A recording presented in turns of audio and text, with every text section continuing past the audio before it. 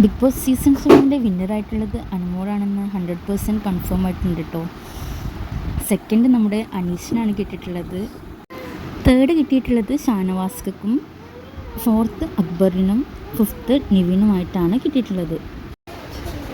അനുമോൾ വളരെ ബോൾഡായിട്ടുള്ളൊരു മത്സരാർത്ഥിയായിരുന്നു. ശരിക്കും വിന്നറാകേണ്ടത് അനുമോളോ അനീഷോ ആയിരുന്നു. രണ്ടാൾക്കും കട്ട സപ്പോർട്ടായിരുന്നു ജനങ്ങളുടെ ഇടയിൽ കിട്ടിയിട്ടുണ്ടായിരുന്നത്. വോട്ടിങ്ങിലായിട്ടും രണ്ട് പേരും ചെറിയൊരു വേരിയേഷൻ്റെ വ്യത്യാസത്തിൽ മാത്രമാണ് അനുമോൾ കപ്പ് കൊണ്ടത്. അങ്ങനെ നമ്മുടെ ബിഗ് ബോസിൻ്റെ കാര്യത്തിലും തീരുമാനമായി. അക്ബർ ജയിക്കരുതെന്ന് നല്ലൊരു ആഗ്രഹം ഉണ്ടായിരുന്നു.